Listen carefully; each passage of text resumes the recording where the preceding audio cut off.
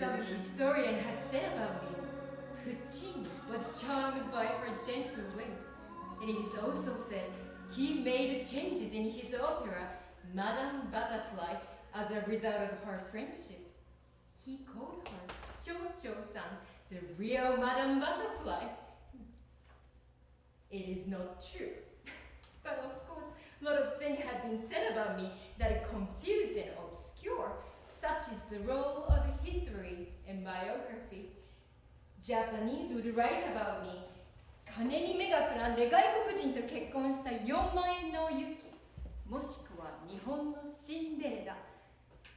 Many things were written about me in my lifetimes. Newspaper articles, novels, plays, and even musical. Many things were said, thought. Even in my old age, my old news from my youth would become new news again. But my story seems to have drifted away. My name forgotten, newspapers archived, novels out of print. Maybe it is better that way. Now, I will tell my own story.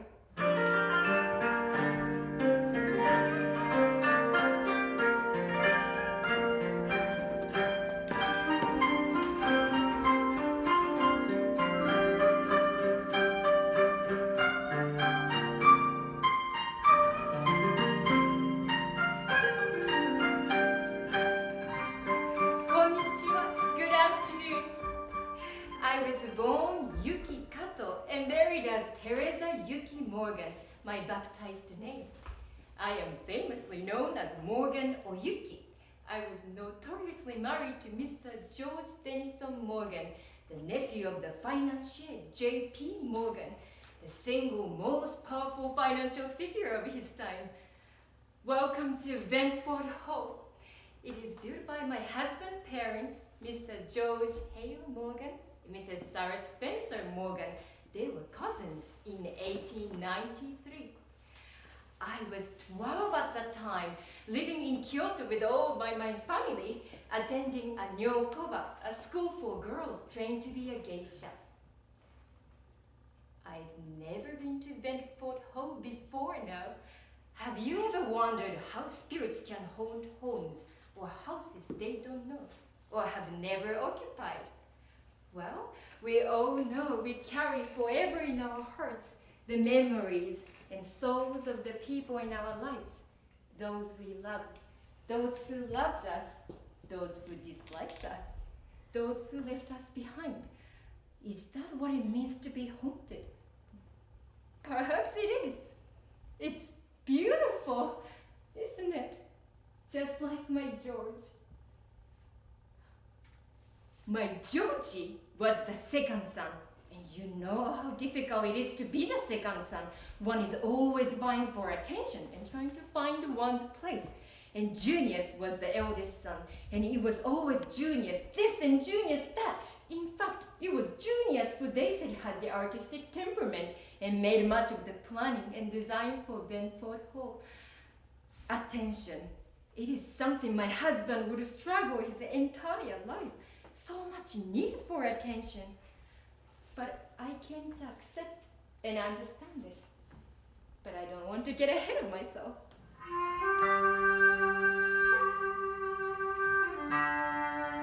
I was a geisha, the flower and willow world. This is the phrase for the world of geisha life. The word geisha means person of crafts, of arts, of skills. But not like a sculptor or painter, but in this case, someone who is skilled in the art of hospitality. Geisha is a highly skilled performer, trained in dance, music, tea ceremony, and ikebana, a traditional flower arrangement. She entertains an elite clientele. And an hour of her time at the tea house is quite costly. But there is another side to this culturally elite woman. She is primarily trained to entertain men. Private entertainment does exist, but geisha is not the usual common courtesan. When she finds a patron, danna, It is only after lengthy financial agreement with whomever the geisha is responsible to. But when I started my training at age 10, I had no idea what it was to be a geisha. I just did what I was told. I found out what it meant later. While geisha are revered in Japan, it is not something a parent wishes for her daughter. A young girl only becomes geisha if her family has no other choice. The family needs money. My father was the sword maker for the samurai, and that had been a long tradition. But when samurai class was disbanded and weapons were outlawed, of course there is no other way for my family to make a living.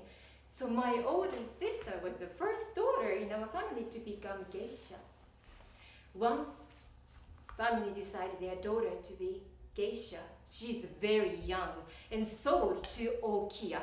Okiya is the place where geisha live. Once daughter is sold, many never see their real families again. Instead, the women in Okiya become a new family, a working family, although without the unconditional love that comes with blood. In the Okiya, you are only valued as far as the income you are able to generate for the house. But for me and my sister, perhaps luckily, perhaps not, we took a different path. We lived in Kyoto. The Gion district in Kyoto is the most famous of the old Hanamachi, or flower towns. When my family decided my sister to be a geisha, she was not sold to Okiya and still lived at home. Only a few of the girls attending Yokoba do not belong to Okiya. When I was 10, it was my turn to attend Yokoba, and I still could able to live with my family while I attended school. But not being adopted by Okiya has its own disadvantages. You'd never be a maiko, a true apprentice geisha. You'd always struggle in the geisha world to be the first class. But despite this, my sister, who was 14 years older than I was, had become very popular geisha and was making a good income. She had achieved success and set me on the similar path.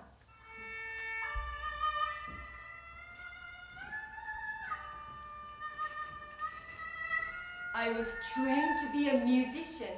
Just like older sister, I played the kokyu, the only Japanese instrument to use a bow. Unlike shamisen, which is plucked. All Michael trained to play the shamisen, but my sister made the decisions that I would also play the kokyu. She was responsible for all the decisions in my life, but she was wise. Because I could play the kokyu, it set me apart. I started out mainly entertaining at the Onote tea house, but because of my skill with the kokyu, I was requested at more and more tea houses. They even called me Kokyu no O-Yuki. Very soon, I was known throughout Gion.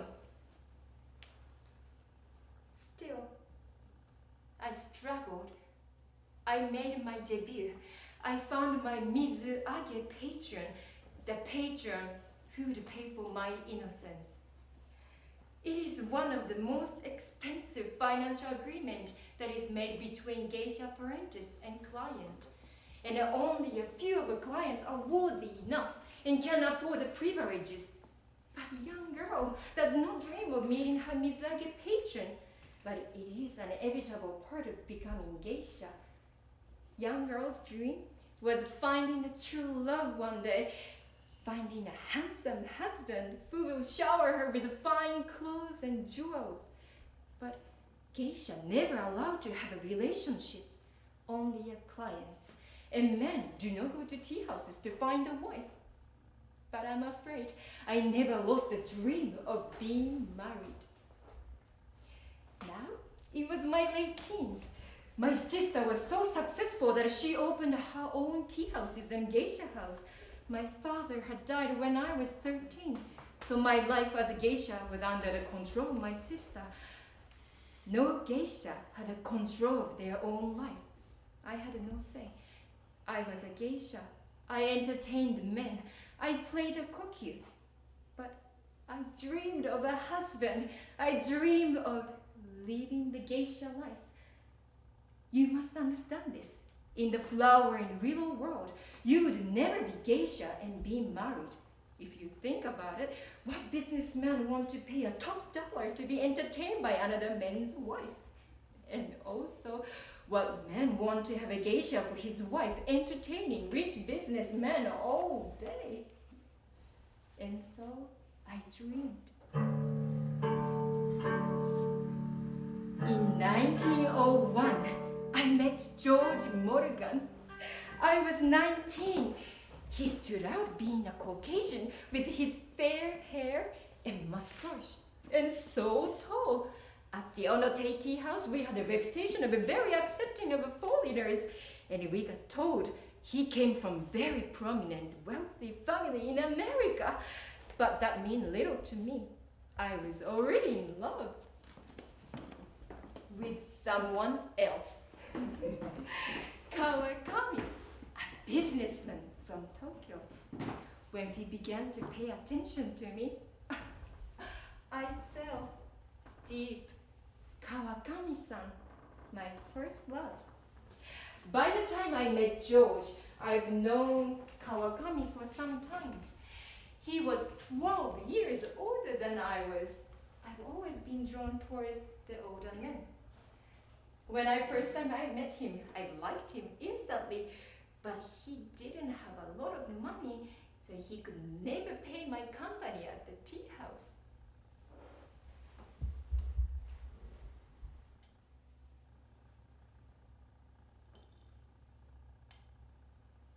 Two years went by. Now he changed his jobs and started to work for a bank in Osaka. But he still couldn't afford to hire a geisha on his own. But he encouraged his bank to request my company at the tea house one night.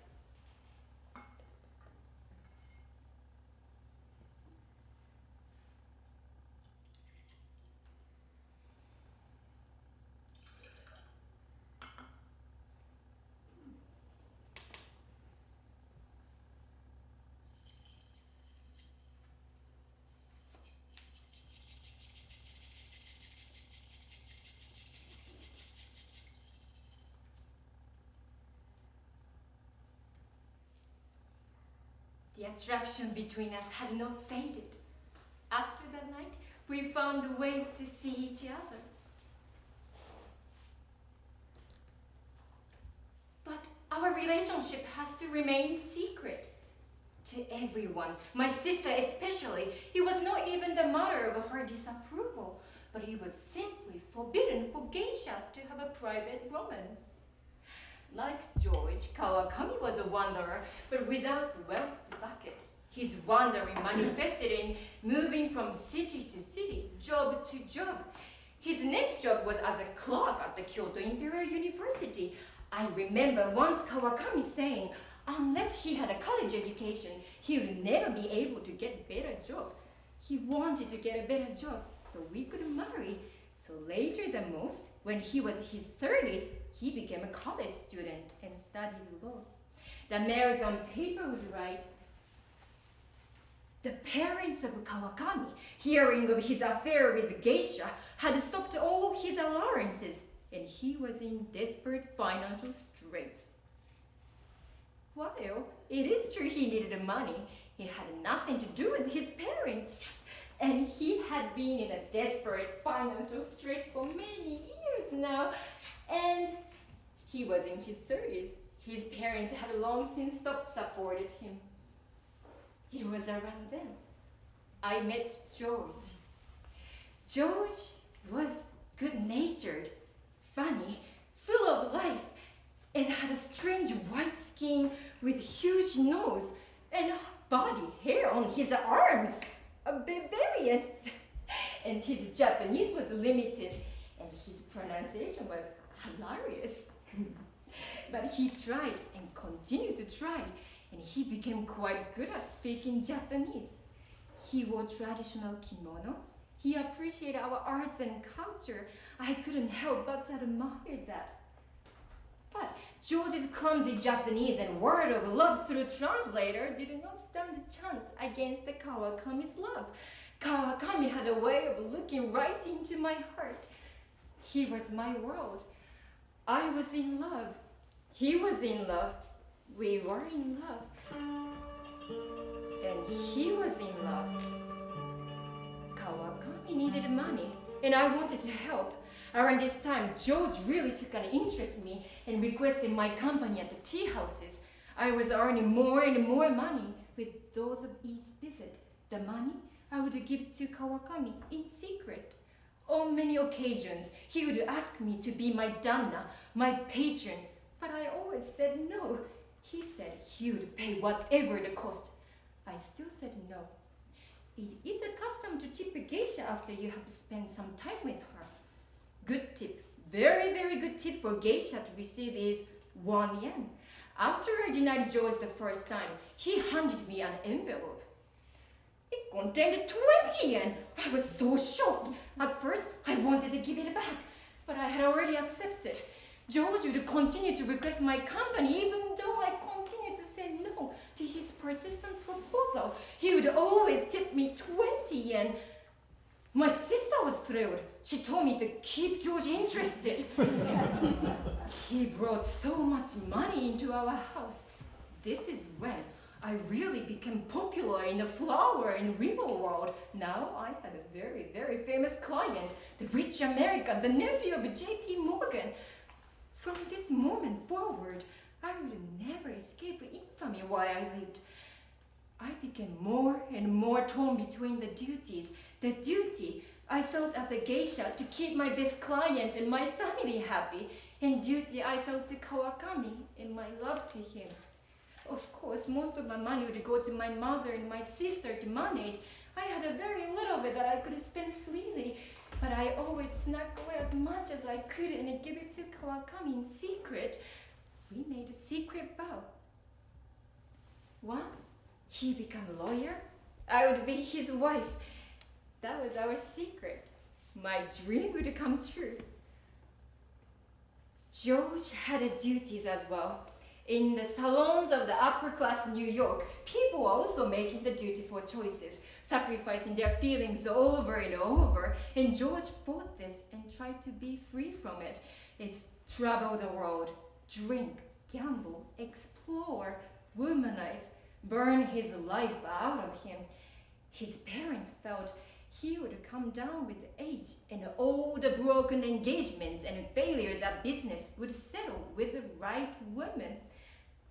But he would not pick the right woman. He picked me. The duty, the constraints of duty. George and I had at least this in common. I felt trapped by duty. It kept me contained, boxed in. I couldn't break free of it, or rather, I didn't know how to. George knew the constraints of duty as well. He tried to escape from entire life.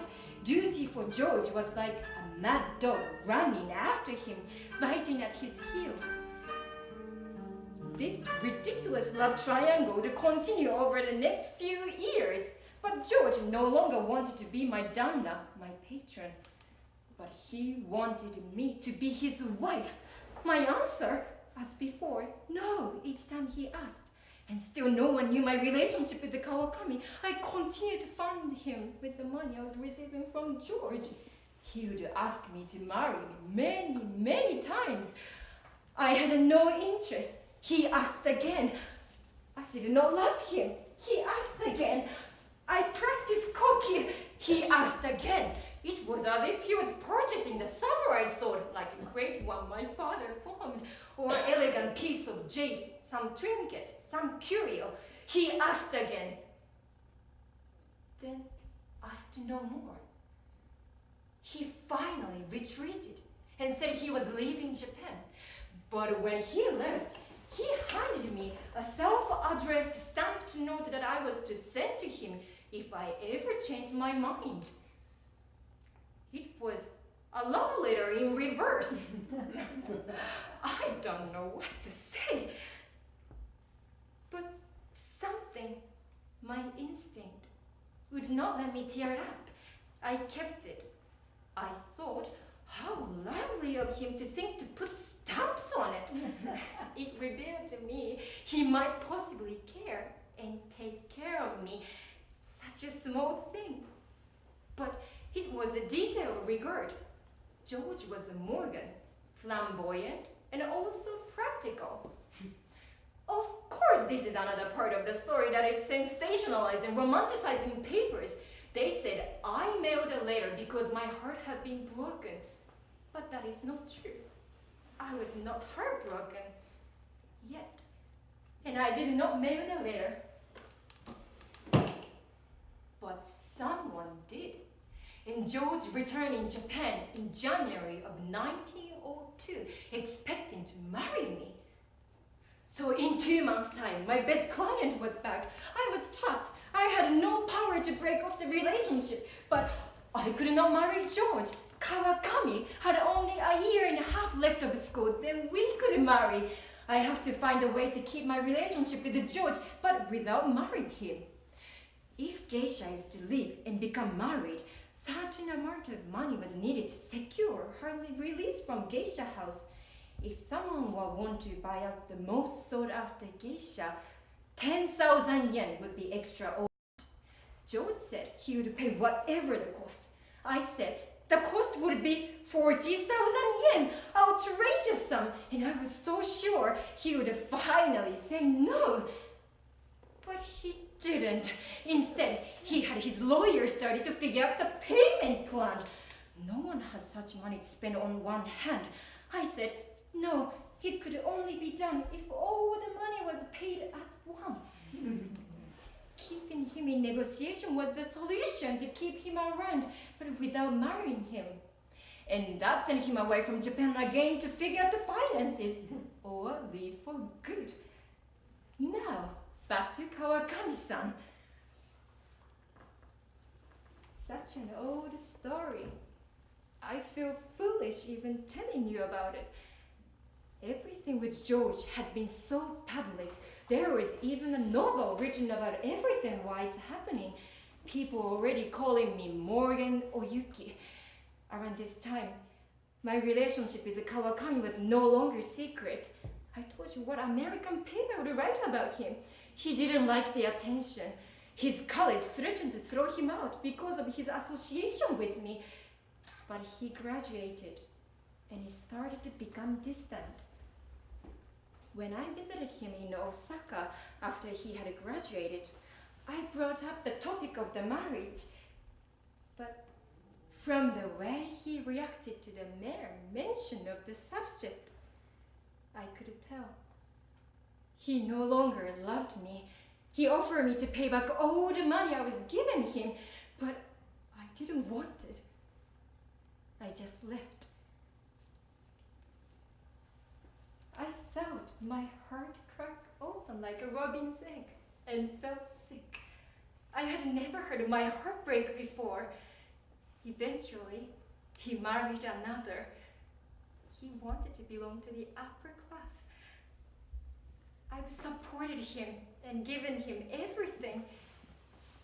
But I suppose looking back now, I could never blame him for leaving.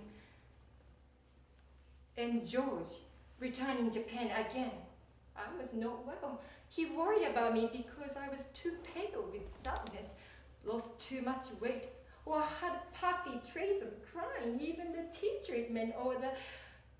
Do you know the secret of the geisha's beautiful complexion? The dried droppings of the bush warbler. If you're keeping your own bird, you crack the droppings and spread them in the sun to dry completely, and grind them into a fine powder and store them in an airtight container. My friend Kuniko called the local bird store to get her supply, but I think it's much more elegant to have your own bird. Of course, now you can buy little packets from a corner drugstore. But anyway, I saw George in new light now. I have rejected him for so many times, and yet he always came back more loving than before. I know what I had done to him was wrong. I felt deep remorse. I looked at the choices in front of me. I could remain a geisha. My notoriety would still make me popular, at least for a while. But there was already overwhelming amount of the press talking about my courtship with George. No man would ever fall in love with me. I would always be labeled as Morgan's geisha. I would never escape the geisha life. Or I could marry George. He wanted me. He would take care of me. And I could leave the clients, the tea ceremony, leave the geisha life. I chose George.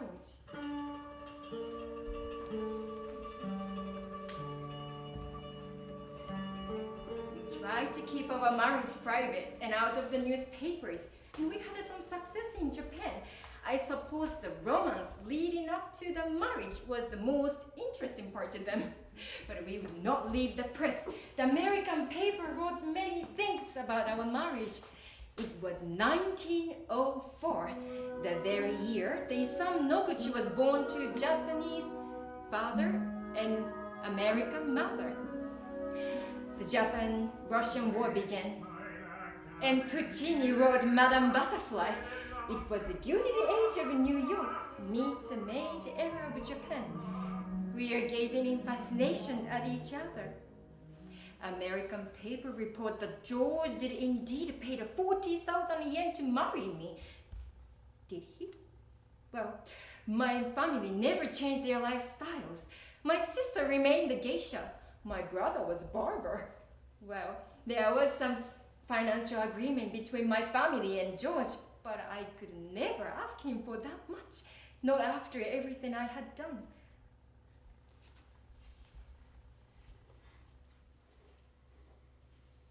We married in the January of the 21st. We both wore traditional kimono. He's in black, mine white. I was 23, he was 34.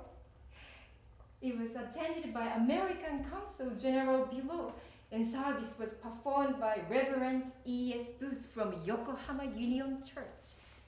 After the ceremony, we traveled back to Kyoto to be with my family. I was saying goodbye.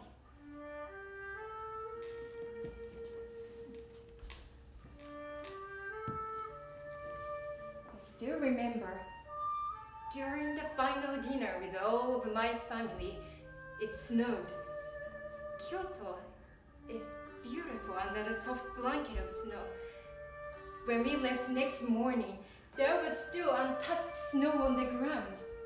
And I remember looking back as I walk away from the house, my family, I recall the strange sensation it is to see my footprints remain in the fresh snow as I walk away from the only life I've ever known. When we left Japan, I cried. I cried. George had excellent taste, was good-eyed, was a marvelous collector of Japanese art. He truly loved Japanese culture. He truly loved me. He wanted to bring me back to America, the United States of marriage, the United States of America. It was the sea for days, and train, and another train. Everything was so big and everything was so new. Western culture was not unknown to me, but it was completely different. It is to see all firsthand. And then there was the family. The address was 6 East 40th Street, New York. Very simply, they didn't like me. They didn't know me. They didn't like me because I was Japanese. I cannot say it was a racial prejudice, but I only felt it was foreign prejudice. And I don't think there is any different on that part of my family, but they just had a softener of monetary gain. The power was not there for the Morgan dynasty. I brought nothing except more scandalous, frivolous irresponsibility. Although we never had children, the possibility of a mixed race child carrying the Morgan name insulted them. George was furious. His beloved mother, Sarah Spencer Morgan, had died a few years ago, and his father's new wife, Sarah, was called and considered me to be George's folly. These women have the same first name. I remember once George bitterly said, "It is so convenient that a monogram did not need to be redone." Once again, he embarrassed the family. She considered me ugly and said that ashamed of the marriage, but not ashamed to say so. To the press, it was printed. Wow, the story began to sound like a fairy tale, one with stepmothers and Princess and Cinderella in the kitchen. While it is true that I did eat in the kitchen, not with the family, but I did prefer it. Geisha did not consume meat and milk. It was considered inferior food, so it was better eat separately. Besides, George and I enjoyed our quiet dinner together away from the rest of the family. And George's sister, Caroline, was kind. She had a weakness for her older brothers. And George's father, Mr. Morganson, was, well, civil. George took me to visit Wall Street, the place where he was supposed to have followed in family's footsteps, or as George put it, where he was supposed to have wasted his youth. Some gentlemen recognized me in kimono, loudly yelled and cheered in Japan and welcoming me. George said they were brokers on the side of Japan in the war with Russia. George was charmed. It was the attention. However, the tension turned cold. People avoiding George, snubbing us. Strangers would stare at me. They would stare at us. His friend asked him why he would marry someone like me. But George simply replied, "I love her." He took me Newport so we could see the American Sea. On Rhode Island, it was winter. The reception was likewise frosty. George was happy that I could not understand English because of some of the comments the people make. But rejection and disapproval was understandable in any language. We left for France in May.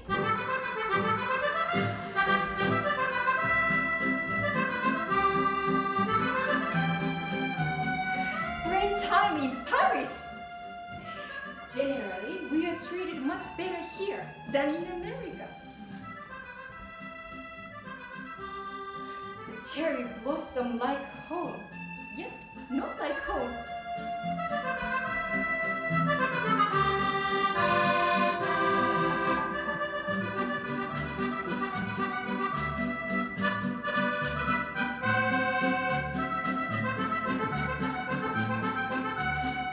It was beautiful.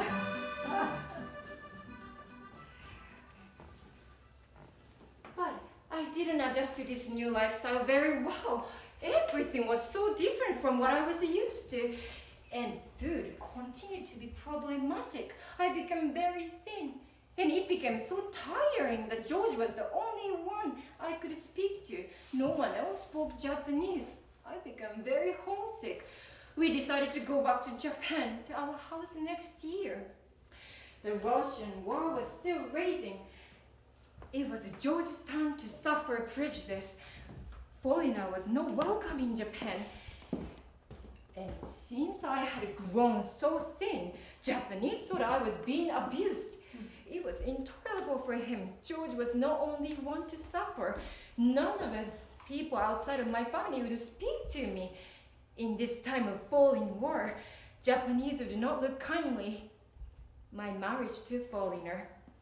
I came here to escape the stress, but except I found more. If we could not bend the world to fit us, we would find another world. We decided then to live in Paris permanently, on Champs-Élysées, then Avenue de Bois.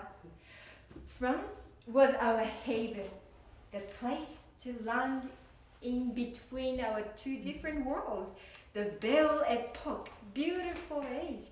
For more or less, more on and off, I would live here in Paris for next 34 years.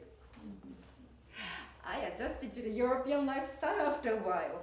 George really took a good care of me, and I had a tutor for French, and that would become our primary language together. We are equally inept in fluency. I learned to play the cello and traveled throughout Europe. We had fallen into the life of wealthy expatriate. That's what I had become. I gave up my citizenship when I married a foreigner.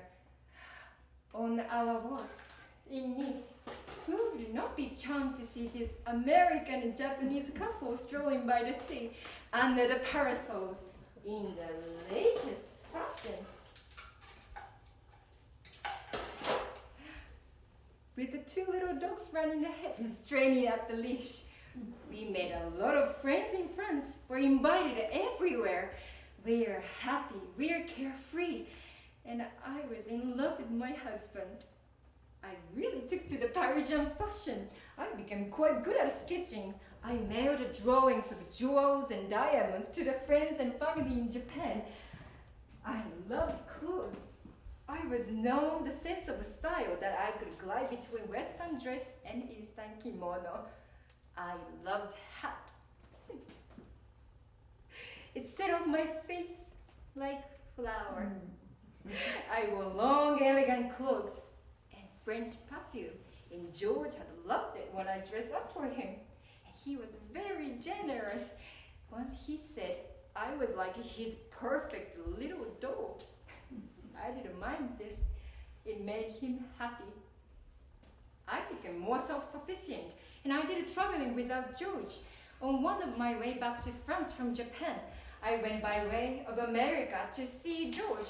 He was visiting there to see his family. It was January of 1912, a San Francisco Chronicle wrote, "The Japanese girl bride does not speak English, but she's thoroughly schooled in the French language, through which she conversed with her husband in a truly Parisian fashion.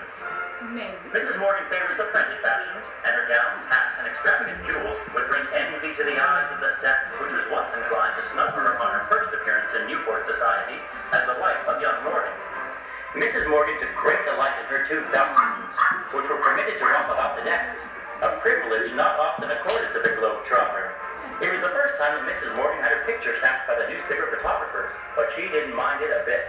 She graciously submitted to pose, and after the cameras had clicked, breathed a dainty thank you. Well, I might be dainty, but I'd never be afraid of being bold in the fashions I wore.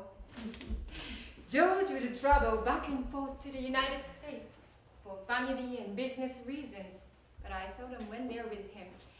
But I always knew he always had companionship if I didn't. He had old friends. He had women friends.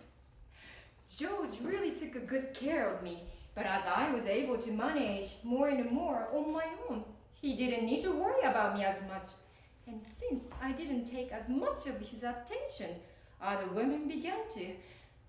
I was trained to be a geisha. I know the life of men. I know the life of George. Well, George was always a wanderer in every way.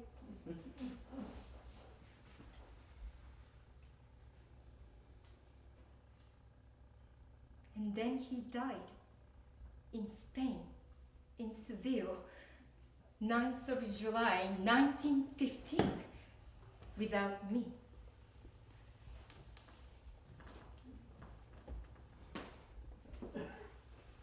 His funeral was held in the American Cathedral in Paris, and then he was cremated.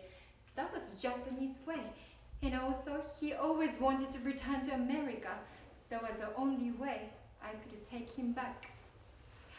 I carried him across the sea back home, and I was received with the respect due to a widow. It is never too late for acceptance and forgiveness. At night, at the deck of the ship, I would stand for hours looking out at the sea. My life and its journey. We've been together for 12 years, but it was the second time I'd experienced my heartbreak. But he was different from the heartbreak of a young love. I've grown accustomed to this life, and I loved George. He made me a proper wife. He made my dream come true. And now he's gone. I was alone.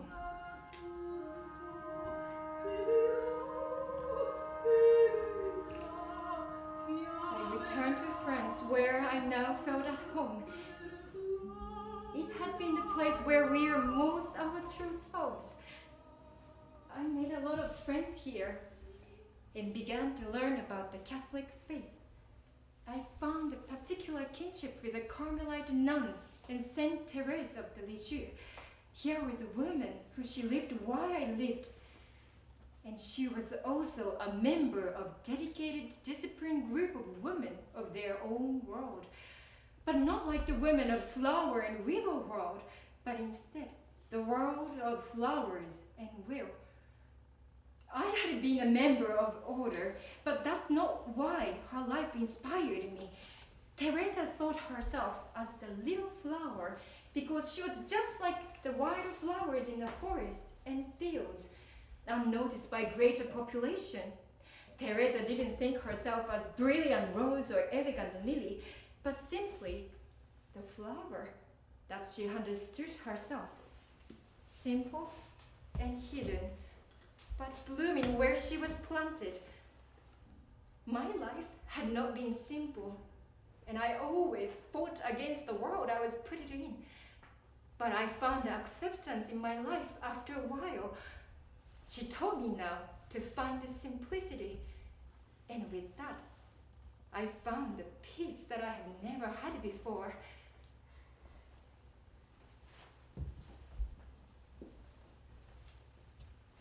Some people might think ironic that Geisha could find such a connection to the nun. After George's death, the confusion of money and paper began. Finances were easy when George was alive. I had to become aware of the part of a life I never needed to deal with before. I needed to have a lot of help, a lot of determination, and a lot of lawyers. Patience, advocacy, dedicated friends. Even then, I did not receive certain large sums until after my death. Happily, those amount was left to the church and my family in Japan. I did inherit $600,000 upon his death, but his debts were he was a terrible gambler. Still, I managed. Although the money was so confusing, I didn't have enough to live on. And while it is true that I sold many of my clothes and jewels, but I didn't do it because I needed to. I was happy to. I gave the money to the charity and for friends in need. And I didn't want to live as grandly as I once did. And besides, it felt good to let go the things from my past. It would allow me to live simple and hidden. Well, as hidden as my life would allow me.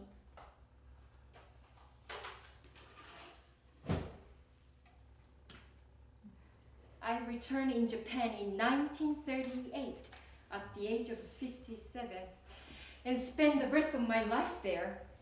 Coming back to Japan completed the circle of my life. I knew I have to go home. I know it was time to come home.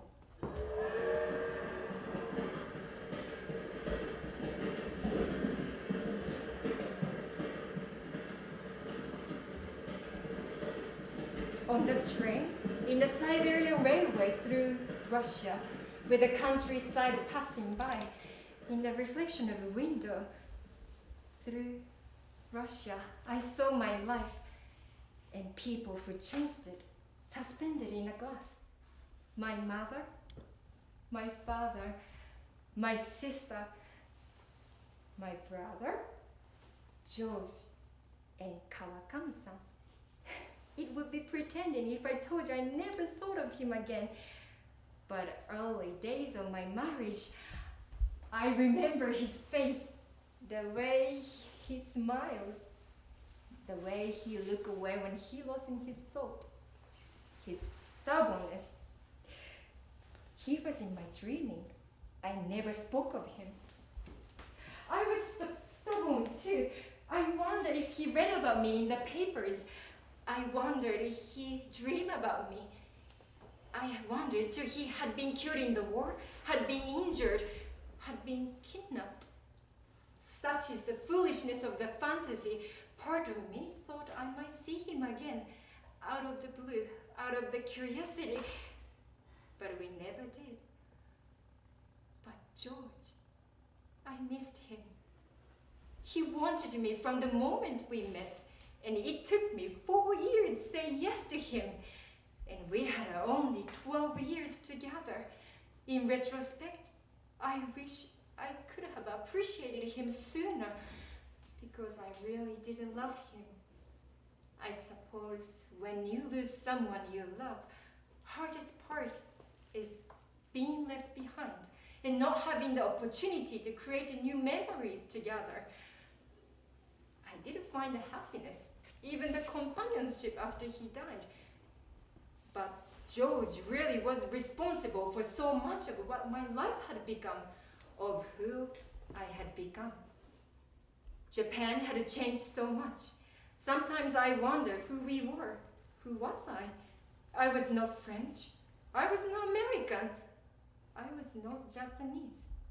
When I came back to Japan, I was hounded by people with money-making schemes, investment ideas, philanthropy, and the press. I was news again. They all wanted to know why I had to come back. I replied, I just want to lie down and sleep very well. Last few years in France was very stressful. I had no country.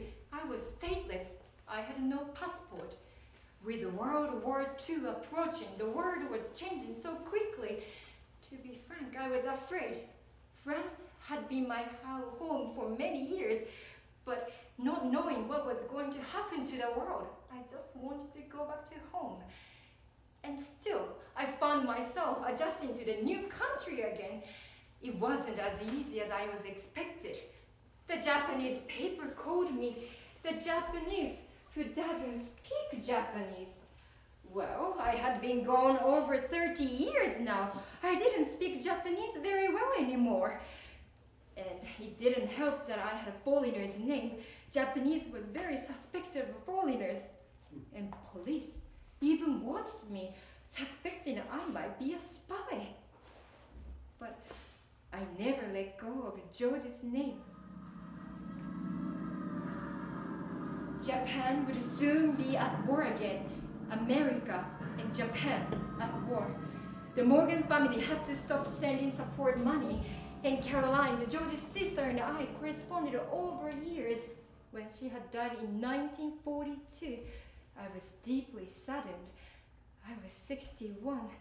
We had become very good friends, writing letters constantly, no matter where we were. She treated me like a family in a way no other Morgan had done. She didn't want me to return to Japan, believing France would be safer. But of course, we would find none of us would be safe in everywhere. The war brought with it huge consequences. I spent much time with arrested American missionaries, visiting them, taking them food, trying to survive, speaking English.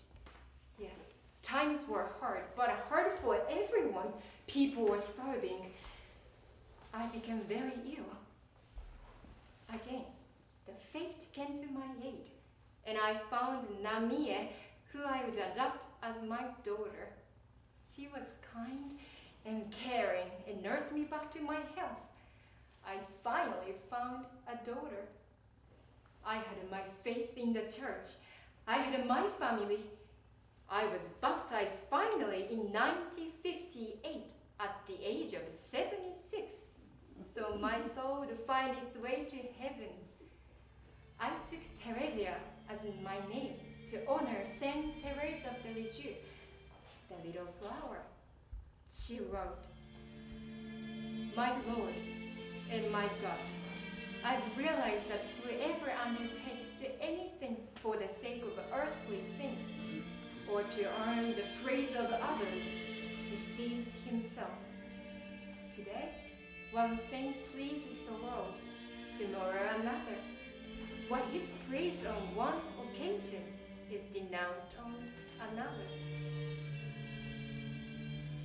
I had been a citizen of no country, but now I am a citizen of the heavens. As I said, in 1963, at the age of 81, I died. My name, Yuki, means snowflake. I've thought many times back to my footprints I left in the snow. The last snowfall in Kyoto, the eve I left Japan. Looking outside the windows that night, I was not able to see very far through the snow. Just like my life, I didn't know where my footprints would take me. But those footprints took me on such a journey. I remember one spring, George and I were walking together in Paris. It was springtime. The cherry blossoms were in bloom. And suddenly, strong spring breeze came and carried flower petals everywhere. Spring snow. A moment of happiness. Many moments of happiness. My name is Morgan O-Yuki. Yuki, the snow